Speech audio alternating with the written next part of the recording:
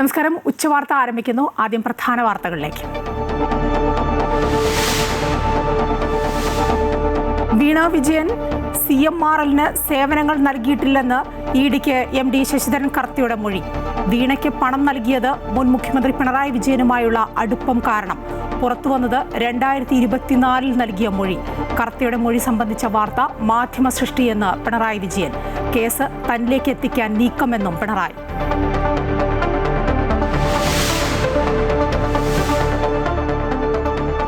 കേന്ദ്ര വിദ്യാഭ്യാസ മന്ത്രി ധർമ്മേന്ദ്ര പ്രധാന്റെ രാജി ആവശ്യത്തിൽ നിന്ന് പിന്മാറാതെ CJP.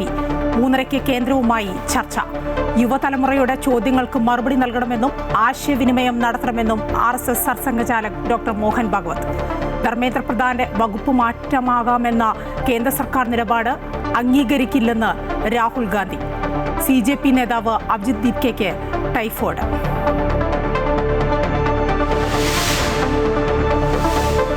വികസന വിവരങ്ങൾ എക്സിൽ മാത്രമായി പങ്കുവയ്ക്കാതെ റീലുകളിലൂടെയും തത്സമയ സംവാദങ്ങളിലൂടെയും പുതുതലമുറയും വഴി നേരിട്ട് ബന്ധം സ്ഥാപിക്കാൻ മന്ത്രിമാരോടും MP-മാരോടും ആഹ്വാനം ചെയ്ത് പ്രധാനമന്ത്രി. മന്ത്രിമാർ ഇൻസ്റ്റഗ്രാമിൽ സജീവമായാൽ എല്ലാം ശരിയാകുമോ എന്ന് പരിഹസിച്ച് CJP. ചോദ്യപേപ്പർ ചോർച്ചയ്ക്കുള്ള പ്രധാനമന്ത്രിയുടെ പരിഹാരം ഇതാണോ എന്നും കോക്രോച്ച് ജനതാ പാർട്ടി. ഇൻസ്റ്റയിൽ വീണ്ടും വീഡിയോ പങ്കുവച്ച് പ്രധാനമന്ത്രി. ശബരിമല തന്ത്രിയായി കണ്ഠരര് രാജീവരുടെ മകൻ ബ്രഹ്മദത്തനെ നിയമിച്ച് തീരുമാനമെടുത്ത് തിരുവിതാംകൂർ ദേവസ്വം ബോർഡ്. തീരുമാനം തിങ്കളാഴ്ച ഹൈക്കോടതിയെ അറിയിക്കും. ചിങ്ങം 1 ചുമതലയേൽക്കും.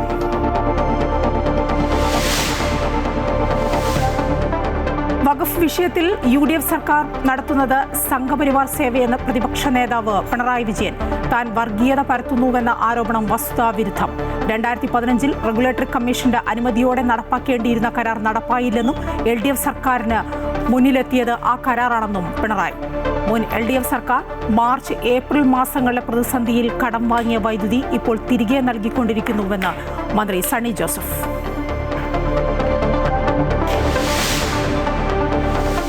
സിക്കിമിൽ തുരങ്കം തകർന്നുണ്ടായ ദുരന്തത്തിൽ മരിച്ച ജിയോളജിസ്റ്റ് പാമ്പാടി സ്വദേശി അനീഷ് മോഹന്റെ മൃതദേഹം വസതിയിലെത്തിച്ചു.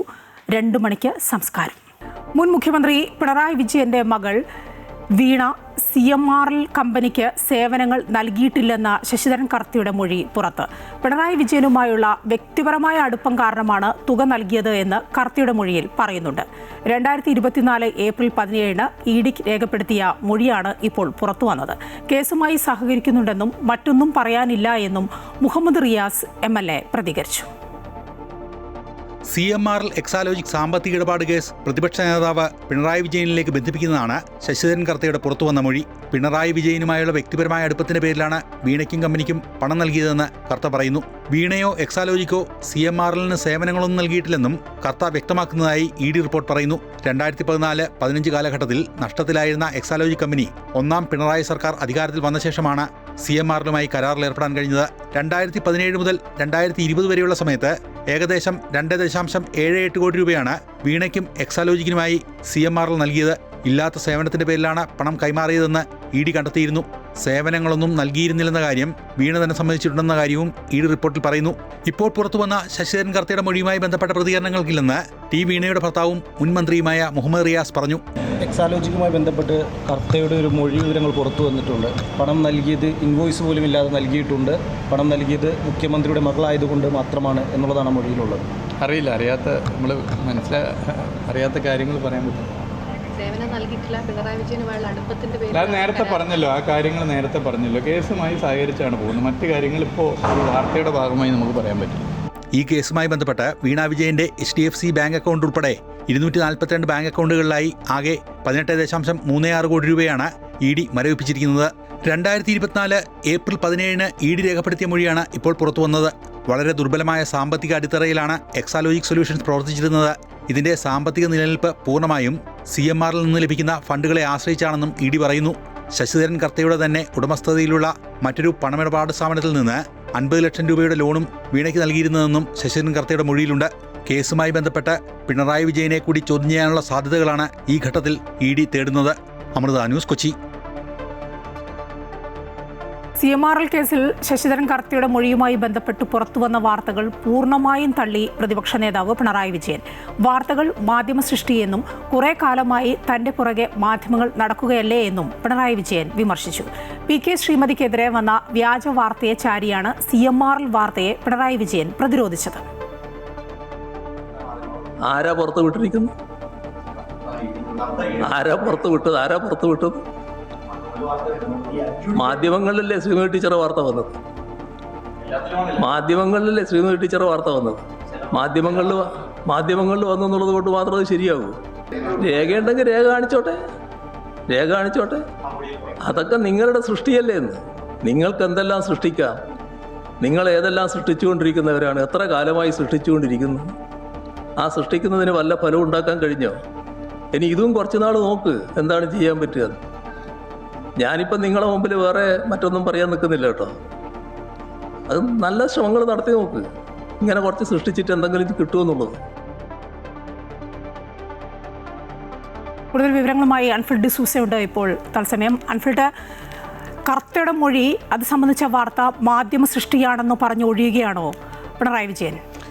അത് തന്നെയാണ് മായ. കാരണം ഈ 11 മണിക്ക് പ്രതിപക്ഷ പിണറായി വിജയന്റെ വാർത്താ സമ്മേളനം അത് പതിവ് വാർത്താ സമ്മേളനമാണ്. സർക്കാരിനെതിരെയുള്ള കാര്യങ്ങൾ വിമർശനം ഉന്നയിക്കാനും ഒക്കെയുള്ള വാർത്താ സമ്മേളനമായിരുന്നു. സ്വാഭാവികമായും ആദ്യ ചോദ്യമായി CMRL തന്നെ ഉയരും. എല്ലാവരും അത് കാത്തിരുന്നതാണ്. എന്നാൽ ആ ചോദ്യത്തിന് വളരെ കൃത്യമായി തന്നെ അദ്ദേഹം ഒഴിഞ്ഞുമാറി എന്നതല്ല, അത് കൃത്യമായും അത് മാധ്യമ സൃഷ്ടിയാണ്, പൂർണ്ണമായും മാധ്യമങ്ങളുടെ മേൽ അടിച്ചേൽപ്പിച്ചുകൊണ്ട് അല്ലെങ്കിൽ മാധ്യമങ്ങളുടെ സൃഷ്ടിയാണ് എന്ന് പറഞ്ഞത് പൂർണ്ണമായും ആ വാർത്തയും ആ മൊഴിയുമായി ബന്ധപ്പെട്ട് വന്ന വാർത്തയും രേഖകളും ഒക്കെ അദ്ദേഹം തള്ളുകയാണ്. അപ്പോൾ അദ്ദേഹത്തിന്റെ വാക്കുകൾ നമ്മളിപ്പോൾ കേട്ടതുപോലെ തന്നെയാണ്. നിങ്ങൾ കുറെ കാലമായി തൻ്റെ പുറകെ നടക്കുകയാണല്ലോ, എൻ്റെ പുറകെ നടക്കുകയാണല്ലോ, എന്നിട്ട് എന്ത് നേടി എന്ന രീതിയിലുള്ള വിമർശനങ്ങളാണ് മാധ്യമങ്ങൾക്ക് നേരെ നൽകിയത്. മാത്രമല്ല PK ശ്രീമതിക്കെതിരെ വന്ന വാർത്ത വ്യാജ വാർത്ത വ്യാജമാണെന്ന് തെളിഞ്ഞു. അതിനെ ചാരി നിന്നുകൊണ്ടാണ് ഈ CMRL വാർത്ത ഇപ്പോൾ അദ്ദേഹം പ്രതിരോധിച്ചത്. ആവർത്തിച്ച് മാധ്യമങ്ങൾ ചോദിക്കുമ്പോൾ ED ലക്ഷ്യമിടുന്നത് തന്നെയാണ്, തനിക്ക് നേരെയാണ് ED ലക്ഷ്യമിടുന്നത്, അത് നടക്കട്ടെ എന്ന രീതിയിൽ കൂടി അദ്ദേഹം മറ്റൊരു പ്രയോഗം കൂടി അദ്ദേഹം നടത്തി. ഒപ്പം ഈ വീണ വിജയന് മറ്റൊരു കമ്പനി കൂടി ഉണ്ടോ എന്നുള്ള വാർത്തകൾ പുറത്തു വന്നപ്പോൾ അത് സംബന്ധിച്ച ചോദ്യത്തിന് വീണ വിജയന് മറ്റൊരു കമ്പനി ഉണ്ടോ എന്ന് ചോദിക്കുമ്പോൾ ഒരു മറുചോദ്യമാണ് പിണറായി വിജയന്റെ ഭാഗത്തു നിന്നുണ്ടായത്. കമല ഇന്റർനാഷണൽ എന്നൊരു കമ്പനി ഉണ്ടോ എന്നുള്ളൊരു ചോദ്യമാണ് പിണറായി വിജയൻ ചോദിക്കുന്നത്. അപ്പോൾ ഈ ചോദ്യങ്ങൾക്കൊക്കെ ചോദിച്ച് മറുചോദ്യങ്ങൾ ഉന്നയിച്ചാണ് CMRLുമായി ബന്ധപ്പെട്ട് പുറത്തു വന്ന ശശിധരൻ കർത്തയുടെ ഏറ്റവും സുപ്രധാനപ്പെട്ട മൊഴിയാണ് പുറത്തു വന്നത്. പിണറായി വിജയനും വീണ വിജയനും ഒക്കെ വളരെയേറെ കുരുക്കാവുന്ന ആ മൊഴിയിലുള്ളൊരു ഏറ്റവും നിർണായകമായ പ്രതികരണത്തിൽ ഇത് മുഴുവനും മാധ്യമങ്ങളുടെ വാർത്തയാണ് എന്ന് പൂർണ്ണമായും തള്ളിയാണ് അദ്ദേഹം രംഗത്ത് വന്നിരിക്കുന്നത്. മാധ്യമങ്ങളെ കണക്കറ്റതയും പരിഹസിക്കുകയും വിമർശിക്കുകയും കൂടി ചെയ്തിരിക്കുകയാണ് മായ. അൻഫിൽട്ടാണ് വിവരങ്ങൾ നൽകിയത്. കർത്തയുടെ മൊഴി സംബന്ധിച്ച വാർത്ത മാധ്യമ സൃഷ്ടിയെന്ന് പറഞ്ഞൊഴിയുകയാണ് പ്രതിപക്ഷ നേതാവ് പിണറായി വിജയൻ. പിണറായി വിജയന് വേണ്ടിയാണ് പണം നൽകിയതെന്ന മൊഴി പുറത്തു വന്നിരിക്കുന്ന സാഹചര്യത്തിൽ ഉളുപ്പുണ്ടെങ്കിൽ പ്രതിപക്ഷ നേതാവ് എന്ന പദവിയും MLA സ്ഥാനവും പിണറായി രാജിവെക്കണമെന്ന് ഷോൺ ജോർജ് ആവശ്യപ്പെട്ടു. ഇടതുപക്ഷ ജനാധിപത്യ മുന്നണി പിണറായി വിജയനെ മാറ്റി നിർത്താൻ തയ്യാറാവണം. അഴിമതിക്കെതിരെയാണ് SFI സമരം നടത്തുന്നത് എങ്കിൽ പിണറായി വിജയന് എതിരെയാണ് ആദ്യം സമരം നടത്തേണ്ടത് എന്നും ഷോൺ ജോർജ് പറഞ്ഞു. ഡൽഹിയിലെ സമരത്തെ ഹൈജാക്ക് ചെയ്യാൻ രാജ്യവിരുദ്ധ ശക്തികൾ ശ്രമിക്കുന്നുണ്ട് എന്നും ഷോൺ ജോർജ് കുറ്റപ്പെടുത്തി. ഇത്രയും കാര്യങ്ങൾ പുറത്തു വന്ന ഈ സാഹചര്യത്തിൽ ഇനിയും MLA സ്ഥാനത്ത് തുടരാതെ ധാർമ്മികതയുണ്ടെങ്കിൽ, പണ്ട് പിണറായി വിജയൻ ഉമ്മൻചാണ്ടിയോട് പറഞ്ഞൊരു പറച്ചിലുണ്ട്, ഉളുപ്പുണ്ടെങ്കിൽ, പിണറായി വിജയന് ഉളുപ്പുണ്ടെങ്കിൽ പ്രതിപക്ഷ നേതാവ് സ്ഥാനവും MLA സ്ഥാനവും രാജിവെക്കാൻ പിണറായി വിജയൻ തയ്യാറാണ്. അദ്ദേഹം തന്നെ പറഞ്ഞ വാചകമാണ്, ഉളുപ്പുണ്ടെങ്കിൽ. ഇനിയും അദ്ദേഹത്തിന് പൊതുസമൂഹത്തിൽ പിടിച്ചു നിൽക്കാനാകില്ല. അദ്ദേഹം വഖഫ് ബോർഡിൽ മുസ്ലിങ്ങളെ ഉൾപ്പെടുത്തുക എന്നത് BJPയുടെ അജണ്ടയാണെന്നും BJPയുടെ അജണ്ട നടപ്പാക്കിയ ആദ്യത്തെ സംസ്ഥാനമായി കേരളം മാറുന്നു എന്നും ഭേദഗതി അംഗീകരിച്ചുകൊണ്ട് ഹൈക്കോടതി നിലപാട് വ്യക്തമാക്കുകയാണ് സർക്കാർ ചെയ്തത് എന്നും പ്രതിപക്ഷ നേതാവ് പിണറായി വിജയൻ പറഞ്ഞു. കൂടുതൽ വിവരങ്ങളുമായി അൻഫിൽഡ് ഡിസൂസ ചേരുകയാണ്. അൻഫിൽഡ്, മാസപ്പടി കേസിൽ പ്രതിപക്ഷ നേതാവിൻ്റെ പ്രതികരണം എങ്ങനെയായിരിക്കുമെന്ന് അന്വേഷിച്ചു പോയതാണ് ഇന്ന് മാധ്യമങ്ങൾ. പക്ഷേ അതിൽ ചില മാറ്റങ്ങളൊക്കെ വരുത്തി അത് മാധ്യമ സൃഷ്ടിയാണെന്നൊക്കെ പറഞ്ഞു മാറി വഖഫിലേക്ക് കടക്കുകയാണ് ചെയ്തത്. ഒപ്പം വഖഫ് വിഷയത്തിൽ പ്രതിപക്ഷ നേതാവ് പറയുന്നത് കേട്ടത് UDF സർക്കാർ മലക്കം മറിയുന്നു എന്നാണ് പറഞ്ഞത്. അതുമായി ബന്ധപ്പെട്ട് മറ്റെന്തെല്ലാം കാര്യങ്ങളാണ് പ്രതിപക്ഷ നേതാവ് പറഞ്ഞത്? പ്രധാനമായും പിണറായി വിജയൻ മുഖ്യമന്ത്രി വാർത്താ സമ്മേളനം നടത്തിയത്, അതായത് ക്യാബിനറ്റ് ബ്രീഫിംഗ് കഴിഞ്ഞ് മുഖ്യമന്ത്രിയുടെ പദവിയിൽ ഇരുന്നുകൊണ്ട് അദ്ദേഹം നടത്തുന്ന വാർത്താ സമ്മേളനങ്ങൾ പറയുന്നത് മുഴുവനും അടിസ്ഥാനരഹിതമാണ്. വ്യാജമായ രീതിയിൽ അടിസ്ഥാനമായ കാര്യങ്ങളൊന്നും തന്നെ തിരയാതെയാണ് അദ്ദേഹം അടിസ്ഥാനരഹിതമായി തന്നെ, അതായത് വസ്തുതകൾക്ക് നിരക്കാത്ത രീതിയിൽ ഈ പദവിയിൽ ഇരുന്നുകൊണ്ട് മുഖ്യമന്ത്രിക്ക് വാർത്താ സമ്മേളനം നടത്താമോ എന്ന ചോദ്യം ഉന്നയിച്ച് കഴിഞ്ഞ വാർത്താ സമ്മേളനത്തിലെ കുറേ ഭാഗങ്ങൾ, പ്രസക്ത ഭാഗങ്ങൾ ചൂണ്ടിക്കാട്ടുകയായിരുന്നു പിണറായി വിജയൻ ചെയ്തത്. അതിൽ ഏറ്റവും പ്രധാനം വഖഫും അതോടൊപ്പം തന്നെ വൈദ്യുതിയുമായി പ്രതിസന്ധിയുമായി ബന്ധപ്പെട്ട LDF സർക്കാരിനെതിരെ ഉന്നയിച്ച വിമർശനങ്ങളാണ്. അത് മുഴുവൻ ഖണ്ഡിച്ചുകൊണ്ടാണ് പ്രതിപക്ഷ നേതാവ് ഇന്ന് രംഗത്ത് വന്നത്. അതിൽ വഖഫുമായി ബന്ധപ്പെട്ട് അദ്ദേഹം പറയുന്നത് തന്നെ തീവ്രവാദി അല്ലെങ്കിൽ വർഗീയവാദം പരത്താൻ ശ്രമിക്കുന്നുവെന്നാണ് മുഖ്യമന്ത്രി കഴിഞ്ഞ ദിവസം പറഞ്ഞത്. എന്നാൽ എന്താണ് താൻ ചെയ്തത്? തെറ്റുകൾ അല്ലെങ്കിൽ BJPയുടെ അജണ്ട നടപ്പാക്കാൻ ഇവിടെ UDF കോൺഗ്രസ് ഭരിക്കുന്ന ഒരു സർക്കാർ ശ്രമിക്കുമ്പോൾ അത് തിരുത്തുകയാണ് ഇടതുപക്ഷം എന്ന രീതിയിൽ ചെയ്തത്. മാത്രമല്ല കഴിഞ്ഞ തവണയൊക്കെ LDF ഭരിക്കുമ്പോഴേക്ക് സർക്കാർ എടുത്ത അതേ സ്റ്റാൻഡ് തന്നെയാണ് ഇപ്പോൾ LDF നിലനിൽക്കുന്നത്. എന്നാൽ UDF ആകട്ടെ പ്രതിപക്ഷത്തിനപ്പോൾ ഒരു സ്റ്റാൻഡും പിന്നീട് ഭരണം കിട്ടിയപ്പോൾ അവർ അതിൽ നിന്ന് മലക്കം മറിയുന്നു. ഈ മുസ്ലിം ലീഗ് പോലും വഞ്ചനാപരമായ നിലപാടാണ് സ്വീകരിക്കുന്നത്. ഇതൊക്കെ തന്നെയും കണക്കുകൾ നിരത്തി രേഖകൾ നിരത്തിയൊക്കെയാണ് പിണറായി വിജയൻ എന്ന വാർത്താ സമ്മേളനത്തിൽ, അതായത് മുഖ്യമന്ത്രി പറഞ്ഞത് പിണറായി വിജയൻ LDF സർക്കാരും കഴിഞ്ഞ തവണ ഹൈക്കോടതിയിൽ എടുത്ത അതേ നിലപാട് തന്നെയാണ് എന്ന് പറയുമ്പോൾ അത് അങ്ങനെ ആയിരുന്നില്ല എന്ന് നിരത്തിയാണ്, കണക്കുകൾ നിരത്തി അല്ലെങ്കിൽ രേഖകൾ ചൂണ്ടിക്കാട്ടിയായിരുന്നു പിണറായി വിജയൻ എന്ന വാർത്താ സമ്മേളനം നടത്തിയത്. അതോടൊപ്പം തന്നെ വൈദ്യുതിയുമായി ബന്ധപ്പെട്ട ഏറ്റവും വലിയൊരു വിമർശനം LDF സർക്കാർ നേരിടുന്നത് ഉമ്മൻചാണ്ടി സർക്കാരിൻ്റെ കാലത്തുണ്ടായിരുന്ന കരാർ LDF സർക്കാർ റദ്ദു ചെയ്യുകയും കൂടുതൽ പൈസയ്ക്ക് ഉയർന്ന വിലയ്ക്ക് പുറത്തുനിന്ന് വൈദ്യുതി വാങ്ങുകയും ചെയ്തു. അതാണ് ഇപ്പോഴത്തെ പ്രതിസന്ധിക്ക് ഏറ്റവും പ്രധാന ഘടകം എന്ന് പറയുമ്പോൾ അങ്ങനെ വൈദ്യുതി വാങ്ങാനുണ്ടായ ഒരു സാഹചര്യമാണ് അദ്ദേഹം പറയുന്നത്. അന്ന് UDF സർക്കാർ റെഗുലേറ്ററി കമ്മീഷന്റെ അനുമതി ഇല്ലാതെ ഈ കരാർ ഒപ്പിട്ടു. പിന്നീട് വന്ന LDF സർക്കാരിന്റെ തലയിൽ അതൊരു ബാധ്യതയായി മാറുകയും സർക്കാർ അല്ല എൻ്റെ ഉത്തരവാദി, അന്നത്തെ ഉമ്മൻചാണ്ടി സർക്കാരാണ് യഥാർത്ഥ ഉത്തരവാദി എന്നുള്ള ആ വിമർശനങ്ങൾ പൂർണ്ണമായും തള്ളിയാണ് പിണറായി വിജയൻ ഇന്ന് രംഗത്ത് വന്നത്. ശരി, അൺഫിൽട്ടാണ് വിവരങ്ങൾ നൽകിക്കൊണ്ടിരുന്നത്. പിണറായി വിജയന്റെ മകൾ ആയതുകൊണ്ട് കരിമണൽ കമ്പനി പണം നൽകിയെന്ന് പറഞ്ഞപ്പോൾ തന്നെ മോശക്കാരനാക്കിയെന്ന് മാത്യു കുഴൽനാടൻ. പിണറായി വിജയനുമായുള്ള ബന്ധത്തിന്റെ പുറത്താണ് ശശിധരൻ കർത്ത പണം നൽകിയത്. കർത്ത തന്നെ ഇത് പറയുന്നു. ഇത് തെളിയിക്കാനുള്ള പോരാട്ടമാണ് നടത്തിയത്.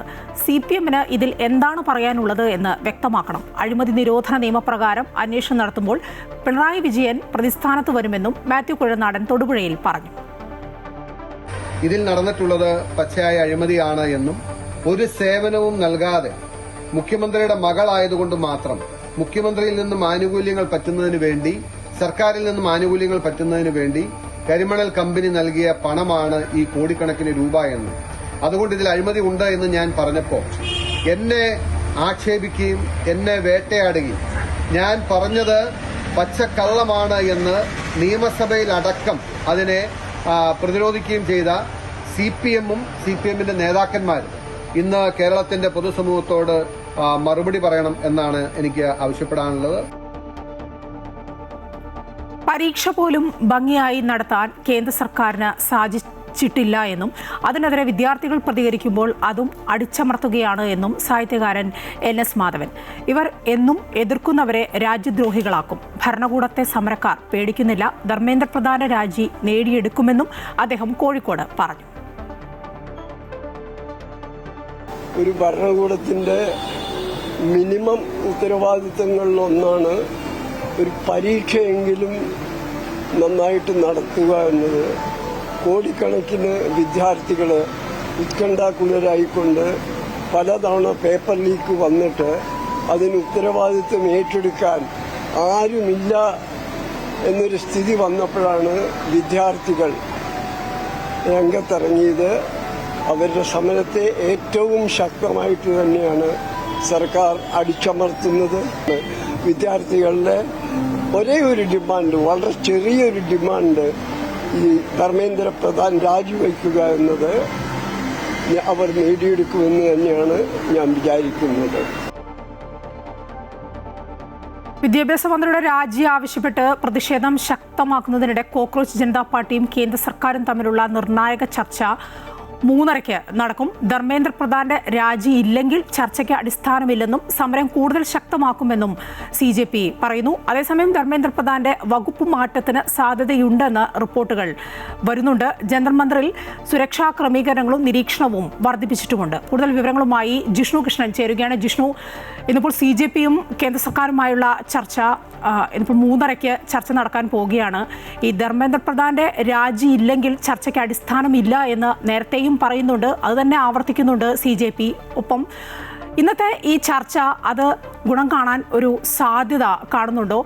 ജിഷ്ണുവിൻ്റെ ഒരു നിരീക്ഷണം അത് എങ്ങനെയാണ് ജിഷ്ണു?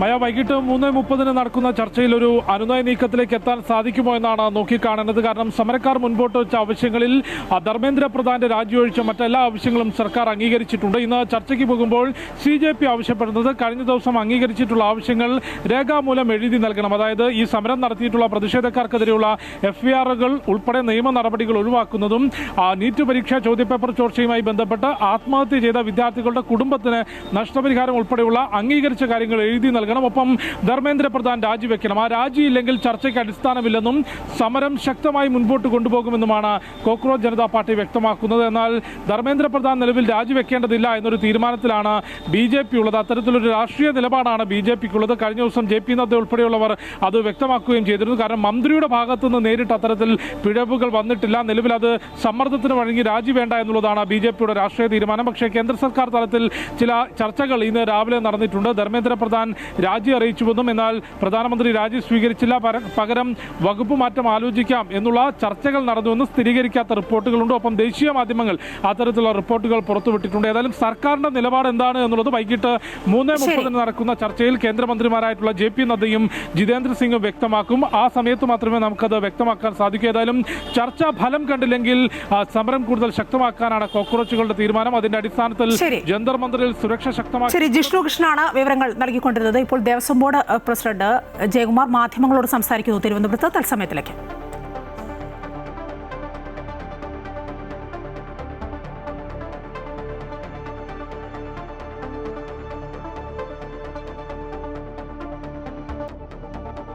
ദേവസ്വം ബോർഡ് യോഗത്തിന് ശേഷം മാധ്യമങ്ങളോട് സംസാരിക്കുകയായിരുന്നു അദ്ദേഹം. അതിലേക്ക് വരാം. അതിനു മുമ്പ് മറ്റൊരു വാർത്തയിലേക്ക്. യുവതലമുറ ഉന്നയിക്കുന്ന ചോദ്യങ്ങൾക്ക് മറുപടി നൽകണമെന്ന് RSS സർസംഘചാലക് ഡോക്ടർ മോഹൻ ഭാഗവത്. അവരുമായി കൂടുതൽ ആശയവിനിമയം നടത്തണം. മുൻകാലങ്ങളിലെ പോലെ രക്ഷിതാക്കൾ പറയുന്നത് മാത്രം അനുസരിക്കുന്ന കുട്ടികളല്ല ഇപ്പോഴുള്ളത്. അവരോട് ആജ്ഞയല്ല വേണ്ടത്, പകരം യുക്തിയോടെ കാര്യങ്ങൾ വിശദീകരിച്ചു നൽകണമെന്നും ഡൽഹിയിൽ മോഹൻ ഭാഗവത് പറഞ്ഞു. ഇൻസ്റ്റഗ്രാം ഉൾപ്പെടെയുള്ള സോഷ്യൽ മീഡിയകളിൽ വീണ്ടും വീഡിയോ പോസ്റ്റ് ചെയ്ത് പ്രധാനമന്ത്രി നരേന്ദ്രമോദി. കഴിഞ്ഞ ദിവസത്തെ വീഡിയോ കണ്ട് നിർദ്ദേശങ്ങൾ നൽകിയ രാജ്യത്തെ യുവാക്കളോട് മോദി നന്ദി അറിയിച്ചു. മുൻപ് എക്സിലൂടെ മാത്രമായിരുന്നു പ്രധാനമന്ത്രി സ്ഥിരമായി പോസ്റ്റുകൾ പങ്കുവച്ചിരുന്നത്. യുവാക്കളുമായി സംവദിക്കാൻ കഴിയുന്ന സാമൂഹ്യ മാധ്യമം എന്ന നിലയിലാണ് ഇൻസ്റ്റഗ്രാമിൽ ഉൾപ്പെടെ പ്രധാനമന്ത്രി പോസ്റ്റുകൾ പങ്കുവച്ചത്. കേന്ദ്രമന്ത്രിമാരും ഇൻസ്റ്റഗ്രാമിൽ സജീവമാകണമെന്ന് അദ്ദേഹം നിർദ്ദേശം നൽകിയിരുന്നു. അതേസമയം പ്രധാനമന്ത്രി നരേന്ദ്രമോദിയെ പരിഹസിച്ചുകൊണ്ട് കോക്രോച്ച് ജനതാ പാർട്ടി സ്ഥാപകൻ അഭിജിത് ദീപ്കെ രംഗത്തെത്തി. ഇൻസ്റ്റഗ്രാമിൽ സജീവമാകാൻ മന്ത്രിമാരോട് പ്രധാനമന്ത്രി ആവശ്യപ്പെട്ടതിനെയാണ് CJP പരിഹസിച്ചത്. ചോദ്യപേപ്പർ ചോർച്ചയ്ക്കുള്ള പ്രധാനമന്ത്രിയുടെ പരിഹാരം ഇതാണോ എന്നായിരുന്നു CJPയുടെ ചോദ്യം. എല്ലാ മന്ത്രിമാരും ഇൻസ്റ്റഗ്രാമിൽ സജീവമാകണം, ഇൻസ്റ്റഗ്രാമിൽ റീൽസ് ചെയ്യണം, ട്വിറ്ററിൽ മാത്രമായി ഒതുങ്ങരുത്. ഇതാണ് നമ്മുടെ രാജ്യത്തിന്റെ പ്രധാനമന്ത്രി കണ്ടെത്തിയ പ്രശ്നപരിഹാരം എന്നാണ് അഭിജിത് ദീപ്കയുടെ പരിഹാസം ഉണ്ടായത്. വിദ്യാഭ്യാസ മന്ത്രി ധർമ്മേന്ദ്ര പ്രധാൻ രാജിവെക്കണമെന്ന വിദ്യാർത്ഥികളുടെ ആവശ്യം ന്യായമാണെന്ന് രാഹുൽ ഗാന്ധി. പരിക്കേറ്റ വിദ്യാർത്ഥികളോടൊപ്പമാണ് രാഹുൽ ഗാന്ധി ഇന്ന് സംസാരിക്കാനെത്തിയത്. വകുപ്പ് മാറ്റമാകാമെന്ന കേന്ദ്ര സർക്കാർ നീക്കം അംഗീകരിക്കില്ല എന്നും രാഹുൽ ഗാന്ധി പറഞ്ഞു.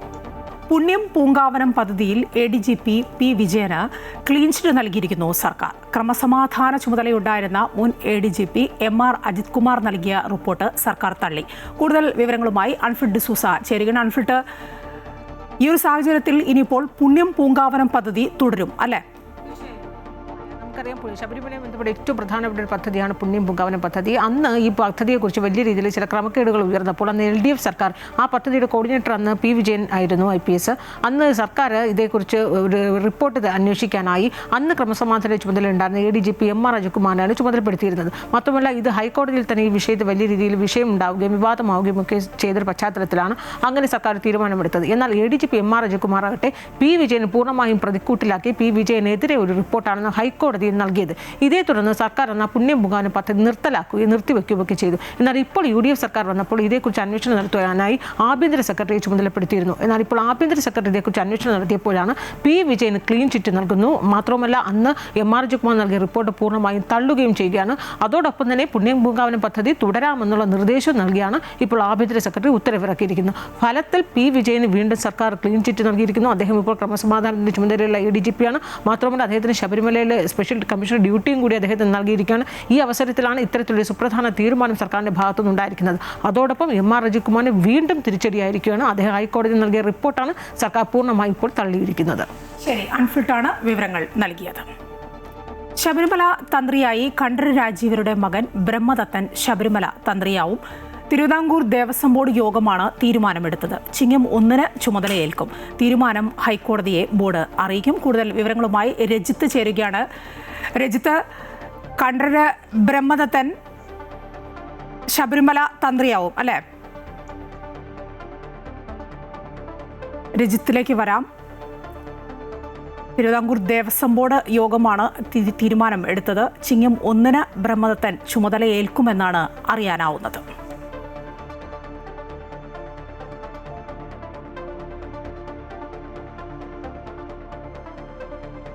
ADGP M.R. അജിത് കുമാറിനെ സസ്പെൻഡ് ചെയ്ത സർക്കാർ നടപടിക്കെതിരെ പ്രതിപക്ഷ നേതാവ് പിണറായി വിജയൻ സാധാരണ നിലവിട്ടുള്ള ചില നടപടികൾ സർക്കാരിന്റെ ഭാഗത്തുനിന്ന് കാണുന്നുണ്ട്. സർക്കാർ സ്വീകരിച്ച നടപടിയിൽ ചില പ്രശ്നങ്ങൾ കാണുന്നുണ്ടെന്നും ഇപ്പോൾ ഇതേക്കുറിച്ച് പ്രതികരിക്കുന്നില്ല എന്നുമാണ് പ്രതിപക്ഷ നേതാവ് പറഞ്ഞത്.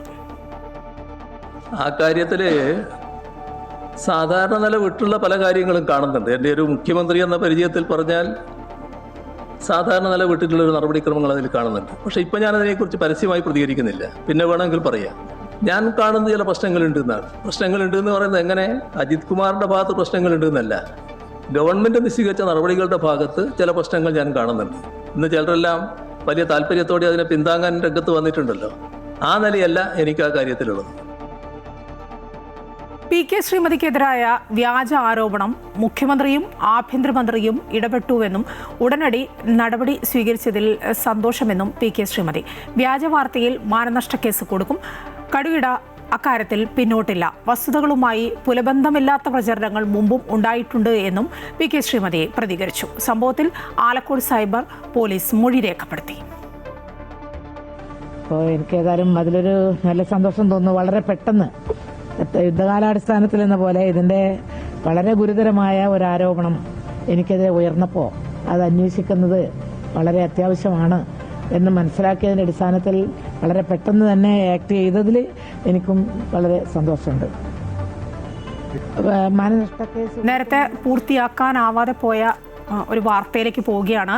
ശബരിമല തന്ത്രിയായി കണ്ഠര് രാജീവരുടെ മകൻ ബ്രഹ്മദത്തൻ ശബരിമല തന്ത്രിയാകുമെന്ന് അറിയുന്നു. കൂടുതൽ വിവരങ്ങളുമായി രജിത്ത് ചേരുകയാണ്. രജിത്ത്, ഇന്നിപ്പോൾ തിരുവിതാംകൂർ ദേവസ്വം ബോർഡ് യോഗം ഉണ്ടായിരുന്നു. ഈ യോഗത്തിലായിരിക്കുമല്ലോ അല്ലേ ഈ തീരുമാനം? ദേവസ്വം ബോർഡിന്റെ യോഗം ഇപ്പോൾ സമാപിച്ചിരിക്കുകയാണ്. പ്രസിഡന്റ് ഇത് ഔദ്യോഗികമായി തന്നെ അറിയിക്കുകയും ചെയ്തിരിക്കുന്നു. ദേവസ്വം ബോർഡിന്റെ യോഗത്തിലെ ആദ്യ അജണ്ടയായി തന്നെയാണ് ബ്രഹ്മദത്തനെ തന്ത്രിയാക്കി തീരുമാനിക്കുന്നതുമായിട്ടുള്ള തീരുമാനമുണ്ടായത്. നേരത്തെ തന്നെ 3 പേരടങ്ങുന്ന വിദഗ്ധ സമിതി ഇത് സംബന്ധിച്ച അഭിപ്രായം ദേവസ്വം ബോർഡിനെ അറിയിച്ചിരുന്നു. ഹൈക്കോടതിക്ക് നേരത്തെ ഇതുമായി ബന്ധപ്പെട്ടിട്ടുള്ള കാര്യങ്ങൾ ദേവസ്വം ബോർഡ് അറിയിക്കുകയും ചെയ്തിരുന്നു. അതായത് തന്ത്രിയായിട്ടുള്ള കണ്ഠര് രാജീവരെ ഇത് സംബന്ധിച്ച ഒരു കത്ത് നൽകിയിരുന്നു. ആ കത്ത് ആദ്യം ഹൈക്കോടതിക്കാണ് ദേവസ്വം ബോർഡ് നൽകിയത്. പിന്നീട് ഹൈക്കോടതി അറിയിച്ചത് ദേവസ്വം ബോർഡിന് ഉചിതമായ തീരുമാനമെടുക്കാമെന്നായിരുന്നു. അതിൽ തുടർന്നാണ് ദേവസ്വം ബോർഡ് 3-അംഗ സമിതിയെ നിയമിക്കുകയും 3-അംഗ വിദഗ്ധ സമിതി ഇത് സംബന്ധിച്ച അഭിപ്രായം പറയുകയും ചെയ്തതിന് ശേഷമാണ് ഇപ്പോൾ ബ്രഹ്മദത്തനെ തന്ത്രിയായി തന്നെ നിയമിച്ചുകൊണ്ട് ദേവസ്വം ബോർഡ് തീരുമാനത്തിലേക്ക് പോകുന്നത്. ഈ തീരുമാനം ഇപ്പോൾ ഇനി തിങ്കളാഴ്ച കോടതിയെ അറിയിക്കും. അതിനുശേഷമായിരിക്കും സംബന്ധിച്ച നിയമനമടക്കമുള്ള കാര്യങ്ങളിലേക്ക് പോവുക. നിലവിൽ ഇപ്പോൾ ഇത് സംബന്ധിച്ച തീരുമാനം എത്തിയിരിക്കുന്നു. നേരത്തെ തന്നെ കണ്ഠര് രാജീവർക്കൊപ്പം തന്നെ ശബരിമലയിൽ പൂജാതി കർമ്മങ്ങളിലൊക്കെയും തന്നെ ബ്രഹ്മദത്തനും പങ്കാളിയായിരുന്നു. അതുകൊണ്ട് തന്നെ അക്കാര്യങ്ങളിൽ യാതൊരു സംശയവുമില്ല എന്നാണ് ദേവസ്വം ബോർഡ് പ്രസിഡന്റ് തന്നെ വ്യക്തമാക്കിയിരിക്കുന്നത്. ഒപ്പം തന്നെ ഇന്ന് ചേർന്ന ദേവസ്വം ബോർഡ് യോഗത്തിൽ മറ്റൊരു തീരുമാനമെടുത്തിരിക്കുന്നത് ശബരിമലയിലേക്ക് എത്തുന്ന സാധനങ്ങൾ, അത് ശബരിമലയിലേക്ക് എത്തുന്ന ഏതൊരു സാധനമാണെങ്കിലും അത് സ്റ്റോർ വഴി ശബരിമലയിൽ ആദ്യം സ്റ്റോറിലേക്ക് എത്തിയതിനു ശേഷം ശബരിമലയിൽ ഉപയോഗിക്കത്തക്ക രീതിയിലുള്ള ക്രമീകരണങ്ങൾ ഈ വർഷം മുതൽ ഈ മണ്ഡലകാലം വരാൻ പോകുന്ന മണ്ഡലകാലം മുതൽ നടപ്പാക്കുമെന്നാണ് അദ്ദേഹം വ്യക്തമാക്കിയിരിക്കുന്നത്. ഒപ്പം തന്നെ അവിടെ ഉപയോഗിക്കുന്ന ശബരിമലയിൽ അഭിഷേകത്തിനും മറ്റു കാര്യങ്ങൾക്കും അല്ലെങ്കിൽ ഏതൊരു കാര്യത്തിനും ശ്രീകോവിലിനുള്ളിൽ അല്ലെങ്കിൽ ആ ബിംബത്തിലേക്ക് ഉപയോഗിക്കുന്ന തരത്തിലുള്ള ഏത് സാധനങ്ങളുടെയും പരിശുദ്ധി, ആ പരിശുദ്ധി കൃത്യമായി തന്നെ നോക്കുന്നതിന് ഒരു പ്രത്യേക സംഘം, അതായത് ഈ പരിശുദ്ധി കൃത്യമായി പരിശോധിച്ചതിന് ശേഷം മാത്രമേ അതിലേക്ക് ഉപയോഗിക്കുകയുള്ളൂ എന്ന കാര്യമാണ് അദ്ദേഹം വ്യക്തമാക്കിയത്. ഇന്ന് ചേർന്ന ദേവസ്വം ബോർഡ് യോഗത്തിൽ ഇത് സംബന്ധിച്ച ഒരു തീരുമാനമുണ്ടായിട്ടുണ്ട്. ഈ പരിശുദ്ധി പരിശോധിക്കുന്നതിനായി ഒരാളെ തന്നെ നിയമിക്കും എന്നാണ് അദ്ദേഹം വ്യക്തമാക്കിയിരിക്കുന്നത്. അത് ഈ വരാൻ പോകുന്ന മണ്ഡല മകരവിളക്ക് കാലം മുതൽ തന്നെ കൃത്യമായി നടപ്പാക്കുമെന്ന കാര്യവും അദ്ദേഹം വ്യക്തമാക്കിയിരിക്കുന്നു. എന്തുതന്നെയായാലും നിലവിൽ ഇപ്പോൾ തന്ത്രിയായി ബ്രഹ്മദത്തിനെ നിയമിച്ചുകൊണ്ടാണ് ദേവസ്വം ബോർഡ് യോഗം തീരുമാനമെടുത്തിരിക്കുന്നത്. രജിത്താണ് വിവരങ്ങൾ നൽകിക്കൊണ്ടിരുന്നത്. സിക്കിമിൽ തുരങ്കം തകർന്നുണ്ടായ ദുരന്തത്തിൽ മരിച്ച ജിയോളജിസ്റ്റ് കോട്ടയം പാമ്പാടി സ്വദേശി അനീഷ് മോഹന്റെ മൃതദേഹം വീട്ടിലെത്തിച്ചു. കൊൽക്കത്തയിൽ നിന്നും വിമാനമാർഗം രാവിലെ കൊച്ചിയിലെത്തിച്ച മൃതദേഹം 10:30 പാമ്പാടി പത്താഴക്കുഴി കൊച്ചുമുറ്റത്തെ വീട്ടിലെത്തിയത്. രാവിലെ നെടുമ്പാശ്ശേരി വിമാനത്താവളത്തിൽ നോർക്ക അധികൃതരും പാമ്പാടി ഗ്രാമപഞ്ചായത്ത് അംഗങ്ങളും അനീഷ് മോഹന്റെ കുടുംബാംഗങ്ങളും ചേർന്ന് മൃതദേഹം ഏറ്റുവാങ്ങി. നോർക്ക ക്രമീകരിച്ചിരുന്ന ആംബുലൻസിലാണ് കൊച്ചിയിൽ നിന്നും മൃതദേഹം പാമ്പാടിയിലെ വീട്ടിലെത്തിച്ചത്. അനീഷിന്റെ ബന്ധുക്കളും സുഹൃത്തുക്കളും നാട്ടുകാരും അടക്കം 100 കണക്കിന് ആളുകൾ വീട്ടിൽ അന്തിമോപചാരം അർപ്പിക്കാനായി എത്തിയിരുന്നു. സംസ്കാര ചടങ്ങുകൾ 2 മണിയോടെ വീട്ടുവളപ്പിൽ നടക്കും. കാസർഗോഡ് EVM ഹാക്കിംഗ് വിഷയം സംബന്ധിച്ച് അടിസ്ഥാനമുണ്ടെങ്കിൽ ആരോപണം ഉന്നയിച്ചവർ പരാതി നൽകണമെന്ന് രാജ്മോഹൻ ഉണ്ണിത്താൻ MP. പരാതി രേഖാമൂലം പോലീസിനും ആഭ്യന്തരമന്ത്രിക്കും നൽകാൻ തയ്യാറാവണം. വാർത്ത പുറത്തുകൊണ്ടുവന്നവർ പരാതി നൽകണം. ഇത് സംബന്ധിച്ച് സമഗ്ര അന്വേഷണം ആവശ്യപ്പെട്ട് തിങ്കളാഴ്ച ജില്ലയിൽ എത്തുന്ന ആഭ്യന്തരമന്ത്രി രമേശ് ചെന്നിത്തലയ്ക്ക് താൻ പരാതി നൽകുമെന്ന് രാജ്മോഹൻ ഉണ്ണിത്താൻ കാസർഗോഡ് പറഞ്ഞു. അസമിൽ കനത്ത മഴയിലും പ്രളയത്തിലും വ്യാപക നാശനഷ്ടം. മഴക്കെടുതിയിൽ ഇതുവരെ 61 മരണം റിപ്പോർട്ട് ചെയ്തു. കഴിഞ്ഞ 24 മണിക്കൂറിനിടെ മാത്രം 14 പേർക്ക് ജീവൻ നഷ്ടപ്പെട്ടതായി അസം സംസ്ഥാന ദുരന്ത നിവാരണ അതോറിറ്റി അറിയിച്ചു. ദിബ്രുഗഡ്, ഹോജായ്, നാഗോൺ, ബിശ്വനാഥ്, ജോർഹട്ട് തുടങ്ങി 12 ജില്ലകളിലായി 7 ലക്ഷം ആളുകളെയാണ് പ്രളയം ബാധിച്ചത്. 856 ഗ്രാമങ്ങൾ പൂർണ്ണമായും വെള്ളത്തിനടിയിലായി. 363 ദുരിതാശ്വാസ ക്യാമ്പുകളിലായി 3.15 ലക്ഷത്തിലധികം ആളുകളെ മാറ്റി താമസിപ്പിച്ചു. മേഘവിസ്ഫോടനവും മിന്നൽ പ്രളയവുമാണ് സ്ഥിതി ഗുരുതരമാക്കിയത്. തൊടുപുഴയിൽ പോലീസ് വാഹനത്തിൽ നിന്ന് മദ്യക്കുപ്പി കണ്ടെടുത്ത സമയം ഉദ്യോഗസ്ഥർ മദ്യപിച്ചിരുന്നുവെന്ന് medical report. Karimannoor SI Roy സുകുമാരനും ഡ്രൈവർ ജിജോ ആന്റണിയും മദ്യപിച്ചിരുന്നതായാണ് report. Kakkanad regional chemical examiners ലാബിൽ നടത്തിയ പരിശോധനയിലാണ് ഈ കണ്ടെത്തൽ. റിപ്പോർട്ട് ഇടുക്കി SP DGPക്ക് കൈമാറി. ഡ്യൂട്ടിക്കിടെ മദ്യപിച്ച 2 ഉദ്യോഗസ്ഥർക്കെതിരെയും നടപടി സ്വീകരിക്കുമെന്ന് SP അറിയിച്ചു. തൊടുപുഴ മാങ്ങാട്ടുകവലയിൽ ലോകകപ്പ് ഫൈനൽ പ്രദർശന പരിപാടിയിലാണ് ഉദ്യോഗസ്ഥർ മദ്യപിച്ച് എത്തിയത്. ഇവരുടെ പെരുമാറ്റത്തിൽ സംശയം തോന്നിയ നാട്ടുകാർ ഇരുവരെയും തടഞ്ഞു വെക്കുകയായിരുന്നു.